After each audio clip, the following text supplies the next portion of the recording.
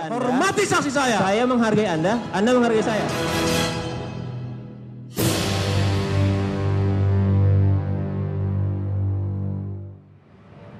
Baik pemirsa, kembali lagi di Breaking News. Misteri kematian Mirna. Kita sudah saksikan jalannya persidangan dari tuntutan JPU hari ini untuk terdakwa Jessica Kumala Wongso, dan sidang akan diskors selama 15 menit. Suatu kehormatan sekali pemirsa. Sambil kita menunggu persidangan akan kembali kita saksikan, sudah hadir dua narasumber, para profesor. Yang pertama Profesor Frans Winarta, yaitu Guru Besar Fakultas Hukum Universitas Pelita Harapan dan juga praktisi hukum. Selamat sore, Prof. Selamat sore, Bung Zaki. Terima kasih sudah hadir. Kemudian yang kedua ada Profesor Jamal Wibowo, pakar hukum dari UNS. Selamat sore. Selamat sore, Mas. Ketemu lagi kita. Ketemu lagi. Sebelumnya di Pengadilan Negeri, sekarang di studio. Di studio. Ada yang mengatakan, Prof, kalau dua profesor itu berkumpul, 1000 adagium akan keluar, begitu ya, Prof.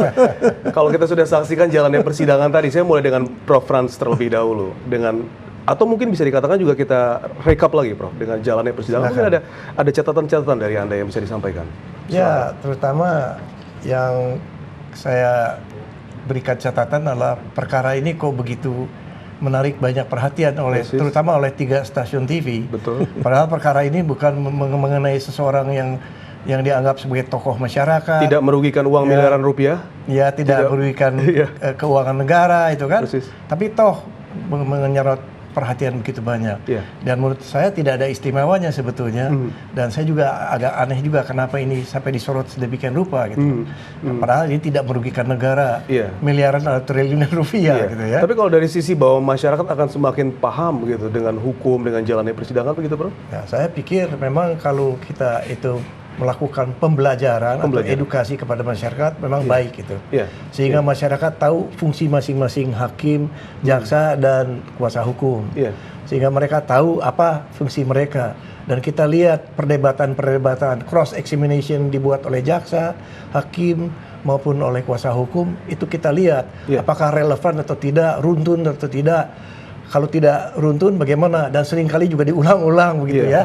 Dan inilah perbedaannya itu kan. Belum lagi dari segi disiplin di pengadilan itu. Itu dia. Ada misalnya suara-suara yang tidak apa namanya keras ya dari para peserta, emosional dari hadirin gitu kan, gaduh dan sebagainya. Sebetulnya itu tidak boleh terjadi, terutama kalau kita lihat di negara-negara maju itu.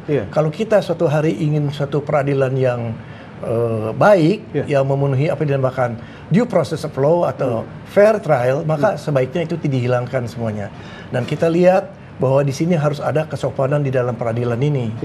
Pertanyaannya juga harus relevan dan tidak boleh ngawur-ngawur begitu. Tidak hanya untuk hadirin ya, Prof, untuk JPU juga, untuk kuasa hukum saat bertanya kepada terdakwa dan termasuk saksi. Hakim sendiri tidak boleh melecehkan diri sendiri misalnya, menanyakan sesuatu yang tidak relevan, kemudian menanya yang katakanlah tidak ada kaitannya dengan perkara ini.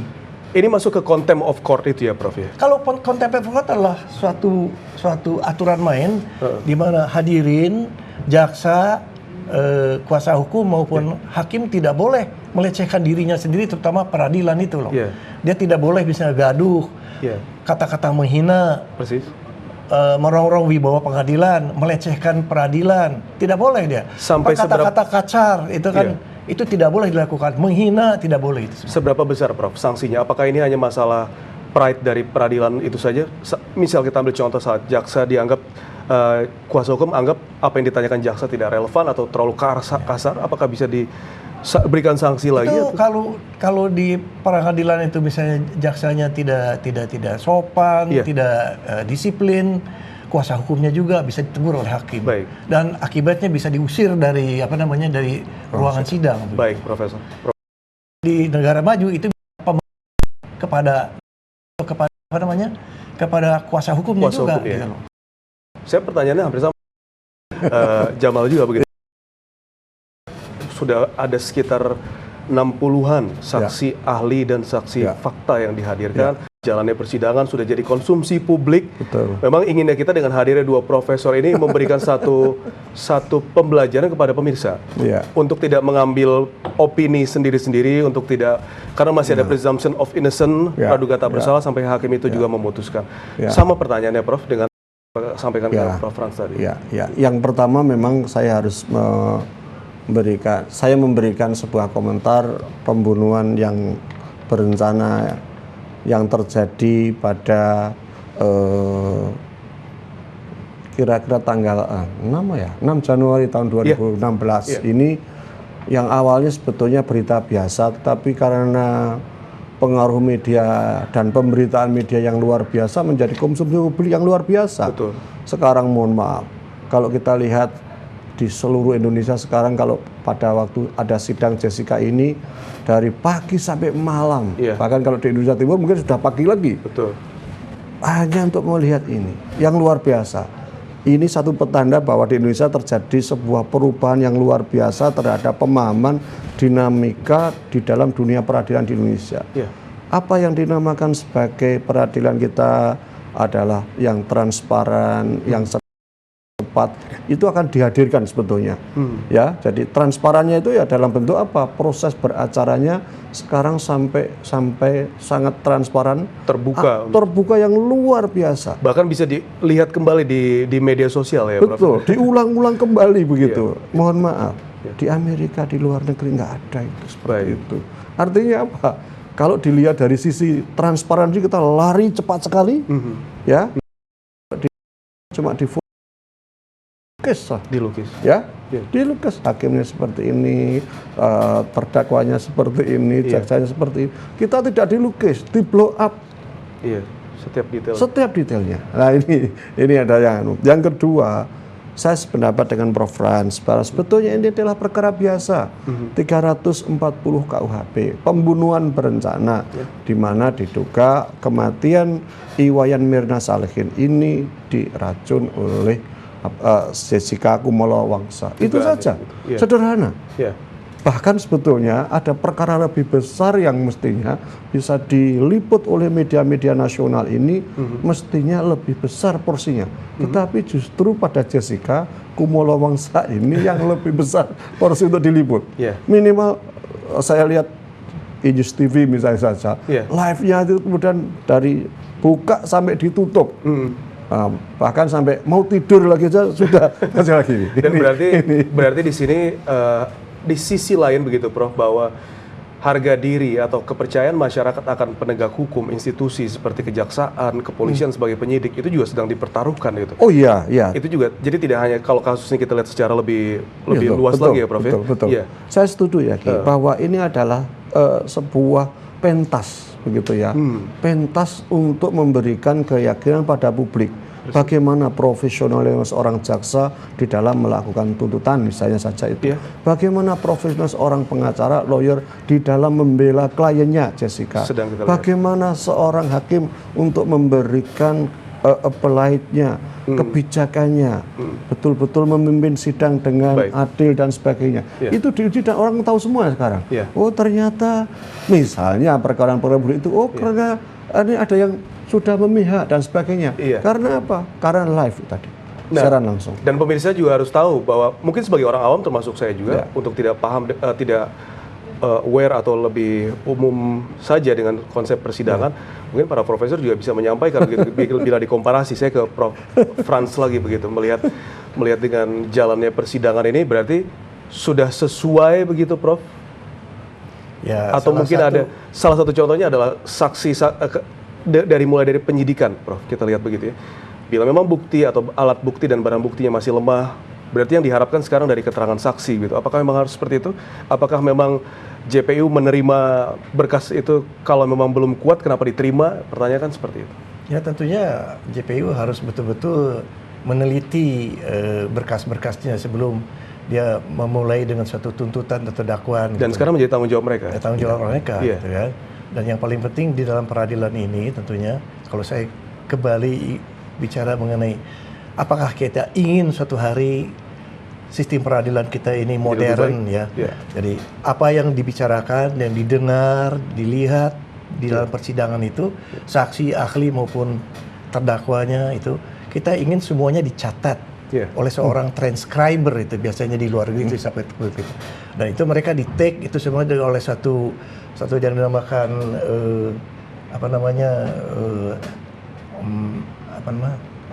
stenografer gitu. Oh iya. Ya itu dilaporkan oleh suatu court reporter itu. Dan semua apa yang disaksikan itu, dipersidangan setiap itu, katanya ya, Prof. Setiap kata dicatat semuanya dan itu menjadi catatan. Jadi tidak bisa ada hanya bahasa verbal lisan saja. Semuanya dicatat dan itu menjadi court recorder atau recording lah. Itu bisa dipakai untuk putusan-putusan nanti gitu loh. Baik. Dan tidak ada yang bisa lepas dari hal itu gitu. Nah, ini yang kita inginkan itu semuanya. Baik. Prof, kalau kita ingat-ingat sejarah di Indonesia, kita punya Hakim Benjamin Makudilaga dengan kasus Tempo yang menggugat Kementerian Penerangan saat itu, Pak Harmoko akhirnya benar-benar berani dia memutuskan. Ada Bu Albertina Ho juga gitu untuk Gayus Tambunan. Ada beberapa hakim juga seperti Artijo Alkosak juga untuk masalah korupsi. Nah ini kan masalah dengan institusi-institusi, ada yang pajak, kemudian Menteri Penerangan. Kali ini juga ada hubungan dengan institusi, tadi harga diri institusi dari kepolisian dan Kejaksaan Agung ini juga butuh satu hakim yang firm, yang adil dan bijaksana kan gitu, Prof ya, untuk memberikan keputusan. Ini biasanya dikatakan sebagai sistem peradilan yang integrated atau terpadu gitu loh. Jadi harus saling mendukung gitu. Tidak bisa satu lebih dari yang lain atau kurang dari yang lain. Dia harus betul-betul seimbang semuanya itu. Fungsi hakim yang saya bilang tadi, yang saya bilang pembelajaran untuk masyarakat ini, yaitu jaksa, kuasa hukum, itu harus berfungsi betul-betul. Dan dalam hal ini yang saya bilang semuanya harus dicatat oleh transcriber itu. Tidak boleh lolos itu semuanya.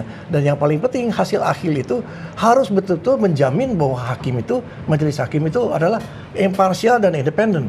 Imparsial artinya tidak berpihak kepada siapapun juga, baik kepada jaksa maupun terdakwa gitu. Tapi juga harus juga independen. Dia tidak boleh juga diintervensi. Dia harus independen, tidak boleh diintervensi oleh siapapun juga, tidak terkecuali gitu. Berarti hakim hanya berpihak pada Tuhan ya, Bro? Ya, kepada Tuhan. Oleh karena itu dia disebut sebagai wakil Tuhan. Oleh karena itulah putusannya demi keadilan berdasarkan ketuhanan yang Maha Esa itu. Jadi tidak main-main itu hakim memutus ini. Akhir-akhir ini juga dengan rasa adil gitu. Dia harus betul-betul yakin sebelum dia memutus itu. Dia tidak boleh yang dinamakan in dubio pro reo gitu loh.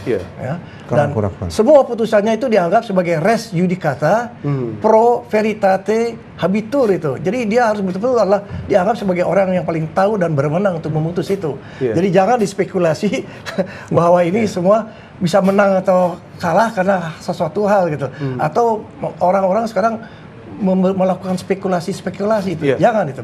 Oleh karena itu hakim itu harus di dalam menyusun pertanyaan harus runtun, relevan dengan perkara, dan kemudian dia tidak boleh bertanya secara spekulatif, itu mendorong kepada dugaan-dugaan pertanyaannya. Tidak boleh juga mengarahkan atau menjerat gitu loh. Terhadap ahli dia tidak boleh juga, terhadap saksi tidak boleh juga hipotetis, hanya boleh kepada ahli saja dia pertanyaan hipotetis itu. Jadi ada larangan-larangan untuk bertanya itu, tidak boleh sembarangan bertanya. Saya kira ini masukan dari Profesor Frans tidak hanya untuk para JPU kuasa hukum, tapi untuk masyarakat juga, jangan berspekulasi, apalagi sampai tulis di media sosial tentang siapa yang salah atau benar begitu ya, Prof. Ini masalah hakim lagi, Profesor Jamal, saya bertanya. Tadi menarik, in dubio pro reo ini terus menjadi satu kalimat yang digaung-gaungkan dari ini. Jadi karena dia tidak boleh sedetik pun ragu-ragu ya. Kalau misalnya dia itu tidak punya bukti bahwa itu ada perbuatan yang tadi disebut salah, gitu kan, atau berencana itu sengaja melakukan itu pembunuhan, maka dia harus seringan-ringannya dan dibebaskan gitu. Atau dibebaskan. Tapi saya tidak bilang bahwa hakim itu akan membebaskan ya. Kita tidak bisa melakukan spekulasi seperti itu. Kita lihat saja hasil akhir, karena kita percaya bahwa hasil akhir itu adalah kita harus percaya kepada pihak berwenang, itu hakim. Baik, ini seperti bridging aja dari Profesor Frans ke Profesor Jamal. Apa yang disampaikan Profesor Frans sudah pas, tapi yang ingin saya sambungkan lagi adalah possibilities-nya dengan in dubio pro reo itu. Karena hakim ragu dari keterangan saksi JPU, keterangan kuasa hukum dia ragu-ragu, dibebaskan. Possibility-nya gitu, Prof. Saya tidak berani untuk Jadi begini, satu kasus yang sudah ditangani oleh hakim itu sesuai dengan pasal 191 KUHP kita, maka hakim diberi kebebasan untuk memilih satu di antaranya. Kira-kira seperti itu. Gampangannya. Apa itu kebebasannya? Yaitu satu putusan bebas. Yaitu putusan bebas bila terdakwa bebas dari tuntutan hukum.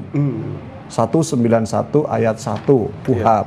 Yang kedua adalah putusan lepas apabila terdakwa terbukti tetapi bukan merupakan tindak pidana. 191 ayat 2. Yang ketiga adalah pemidanaan, putusan di mana hakim harus yakin telah terbukti dan secara sah dan yakin akan adanya tindak pidana yang dilakukan kepada orang yang didakwa melakukan tindak pidana itu. Artinya apa? 1 di antara 3 boleh diambil. Ya, oleh karena itu tentu tidak dalam kapasitas saya untuk mengatakan nomor 1 atau nomor 2 atau nomor 3. Artinya apa? Bebas boleh, lepas boleh, dipidana boleh. Pidana berapa?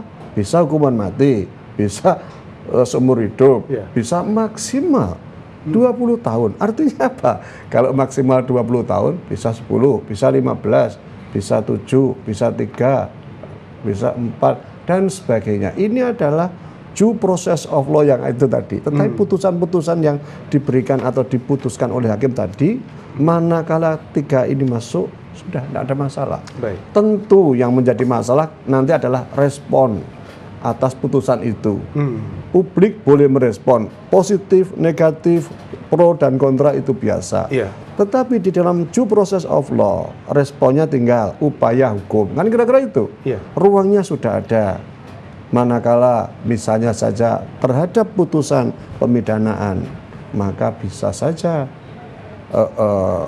terpidana itu bisa mengajukan upaya hukum banding ke pengadilan tinggi, bisa jaksa mengajukan banding dan sebagainya. Dan sebagai masyarakat di negara hukum, kembali lagi kita ingatkan ya Prof, bahwa keputusan hakim itulah yang kita tunggu tanpa kita lebih dulu memberikan pendapat siapa yang ini dan itu, begitu ya Prof. Kalau kita lihat jalannya persidangan hari ini, JPU di awal-awal juga menyampaikan seperti saksi ahli yang dihadirkan kuasa hukum, Dr. Budiawan dianggap kualifikasinya sebagai toksikolog itu tidak tepat karena toksikolog lingkungan. Kemudian Dr. Jaya tidak memiliki latar belakang di bidang kimia forensik. Beng Beng Ong ada masalah dan dianggap ilegal keterangannya karena aturan dengan keimigrasian. Michael Robertson lebih gawat lagi karena dianggap buron untuk County San Diego, California. Ini kan baru beberapa Prof dengan saksi-saksi yang lain lagi. Saya ke Profesor Franz dan melihat sebelumnya dan melihat ini bisa menggugurkan keterangan para saksi ahli kah? Jadi begini ya, yang paling penting kan kalau keterangan ahli itu bisa diterima atau tidak diterima oleh majelis hakim. Jadi nggak selalu harus diterima, bisa saja ditolak gitu kan. Ya tahu bisa diambil alih dan bisa tidak sebenarnya, bisa disetujui dan bisa tidak. Jadi menurut saya disitulah daya serap hakim harus ada. Dia harus punya pengetahuan selain hukum, jadi pengetahuan lain gitu loh. Nah dari manfaat dari keterangan-keterangan ahli ini dia harus pintar menyimpulkan gitu loh. Dan mentransfernya kepada kesimpulan di dalam keputusan-keputusannya ini. Ini yang paling perlu. Oleh karena itulah dia harus betul-betul yakin apa yang putuskan itu benar, yaitu apakah dia yakin salah atau yakin tidak salah gitu loh. Jadi jangan sekali-kali dia hakim itu ragu-ragu sama sekali gitu. Dia harus betul-betul yakin apa yang diputuskannya itu. Oleh karena itu adalah penting bahwa dia harus imparsial dan independen tadi gitu. Dia tidak boleh memihak dan dia tidak boleh diintervensi oleh siapapun juga. Ada yang menyampaikan bahwa CCTV itu tidak bisa dijadikan barang bukti. Profesor setuju? Ya itu perdebatan mengenai elektronik itu bisa saja dilakukan oleh itu gitu kan. Dan banyak pihak juga tidak merekomendasikan itu. Yang saya kembali lagi tadi, transcriber itu yang paling penting. Itu dia. Kalau kita menuju suatu integrated criminal justice system yang saya bilang tadi,